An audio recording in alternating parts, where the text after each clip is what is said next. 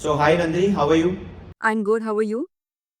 I'm doing very well. Can you please tell our audience about yourself? How did you start your journey and introduce yourself very quickly? So, hello everyone. I am Nandini, and I'm a 4 years experienced CA. Uh, all 4 years have been my experience in treasury. I started my career with Wipro Enterprises. So, if you would know, there is a GFL program that they conduct every year. So, I was a part of that program, and I got to be in the front office treasury. I worked there for 2 years. Then I moved to Reliance Retail, and it's been 2 years here now as well. So all 4 years have been a rich treasury experience for me. Oh, that's amazing. I mean, you have been working with two biggest conglomerates and best of the companies in India. That's amazing. So my next question to you is, treasury is considered to be a very niche profile, but get very powerful.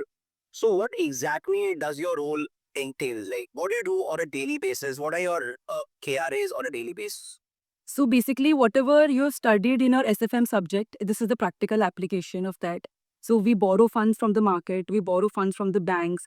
And if there's excess funds with the company, we invested in mutual funds, bonds, equities, and trade in derivative products. So like it's the entire cash management of the company. Okay, if the business needs funds, they tell us. If the business doesn't need funds and they want to invest it, they tell us. So you manage the entire cash of the company. Oh, that's amazing. Funds.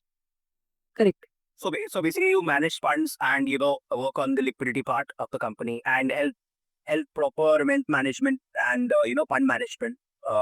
Within your organization, right? Correct. Oh, that's really interesting and amazing. Moving on to the next question. So, what is the general compensation trend if someone joins treasury as a profile, a corporate? So, how much pressure or someone having 1 or 2 years of experience can earn if they join treasury profile? That's my question number one. And the second question is, so is FRM or any sort of additional qualification required to join treasury goals or any other skill set that a person should definitely uh, imbibe if they want to get into treasury? Okay. So, if so, an FRM, if you ask me, is not at all mandatory to be in a treasury profile. It's an added advantage for sure, but no one asks if you are FRM or not. Being a fresher, okay. So, if you started your journey, maybe you can do FRM along with that, but it is not required at all.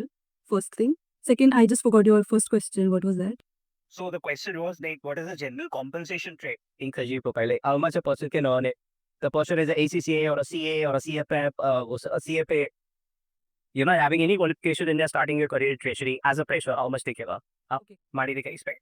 So the freshers are usually paid like same as what you get paid in any other role. Maybe you can start with some 14 to 15 lakhs.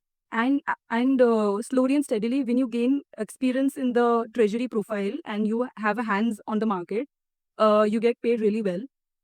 Um, so the two things that you have to uh, take into point here.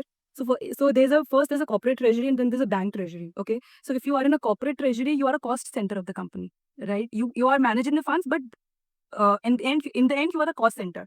But if you are in a bank treasury, you are the profit center because their business is to manage the funds, right? So a bank treasury will be paid more, way more than a corporate treasury. But it is difficult to get into a bank treasury as well. So those are the two things that you have to take care. And yeah, that's all. Oh, that's amazing. I mean, this was something new to me as well. It was very insightful. And thank you for appraising us of these facts. My next very quick question to you is, what are the different exit opportunities available? Or what kind of different roles a person can explore if they have served in treasury department for a certain period of time? Okay, so if you are very passionate about markets, you can continue being in a treasury for your entire job, entire journey. But if you aspire to become a CFO someday, then you need to have a business experience as well. So when you have served some few years in the treasury, you should explore business roles. Maybe start with the FP&A role and then go into direct business. Right? A CFO should know everything. Like they should know how to manage the cash. They should know about the business as well. So you have to choose what you really want. If you really want to be a CFO, explore business side as well. If you really want to be in treasury in the markets profile, it's not a bad profile. It's very good. So you have to choose what you want. Can someone run their own practice or a investment banking or a investment kind of a firm, wealth management firm, in case if they've served your treasury profile? Is that a possibility? Yes, because on a daily basis, we interact with so many mutual fund managers, with the mutual funds RMs. So you know how a mutual fund works, and you learn how to analyze the market, how to analyze the trends, what market segment will make money. So because you have experience in all these things, you can start your own wealth management firm. You can start with becoming a mutual fund distributor. You can like contact HNI clients. You can convince them to manage the funds, start with managing their funds in mutual funds, because that's a comparatively safer option. Then once you have done that for a couple of years and you have experience in that, you can run your own fund. You can like manage the equities, the bonds on your own. So that's a step-by-step process that you can look at. So it also offers entrepreneurial opportunities. It also offers exit to mutual funds and different banks and different corporates who are into money management. Just what I can make out of your state, right? Yes. Okay, great. So my last question to you is, let's say there's a pressure who is coming to you, or let's say there is a professional coming to you, and he or she is asking you, I want to make a career in treasury. What would be your advice to them? What sort of skills they should acquire? How their CV should look like? What should they put in their CV? So basically, let's say you're guiding someone who wants to get into treasury. What would be your take on that? So, firstly, we can't expect a fresher to know what exactly a treasury does. So you should be like very cool about it. It's okay if you don't know a lot of things. You should be very thorough with your SFM topics. If you are asked about equity, bonds, the bond pricing, the interest rate risk management, forest management, if you should be very thorough with it. Okay, so that proves that you have an interest in SFM and you can handle all these topics. Secondly, you should be very thorough with Ind AS 109, that is the accounting of the financial instruments, because treasury accounting is as important as is knowing the market.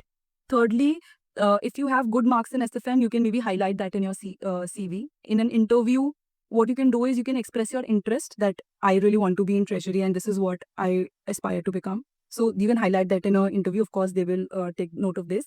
Then one last thing that which is not mandatory, but if you are managing your own funds, if you have your own book and you would trade in maybe equities or bonds or mutual funds, you can of course mention one line maybe at the end of your CV that you have generated this kind of return for your own money and this is what you track.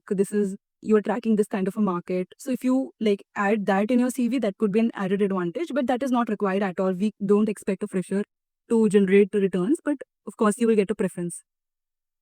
And I've seen in past also that many of the corporates don't like if you invest yourself in stocks and FPO segment. They discourage people to do it. Rather, what I believe they can say is that they are managing someone else's fund, make it their father's fund, to their Apple funds, or their family's fund, and they have generated XY return. Yeah, they can. Yeah, of course they can do that. What they want to know as a like being in a corporate treasury, it is not prohibited to trade in equities and all. But if you're in a bank or an investment bank, of course you are prohibited. But what they want to know as a like if you are a fresher, that you really have interest in that, you know how things work, and you know how to track markets. So they really want you to do that. Of course, they would discourage in a bank or a investment bank. They would discourage you to invest your own money because there comes a vested interest. So they don't want that. But so what we can do is they can do some investment pieces and put it over their Google Drive and put that maybe in their CV that these are my projects, right? if you have done some research work, you can add that as well. Right. So that's all from my side, Dandini. Thank you for all your insights, and I'm really thankful that you joined on a beacon and share your thoughts with all our audience who is actually looking forward to work in treasury. So thank you for all your time.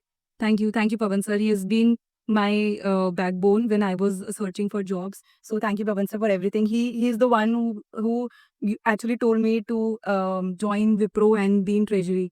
So thank you for that as well. Thank you, Nandini, for being a part of my batch and my workshop. It was a great addition to my arsenal as well. Thank you.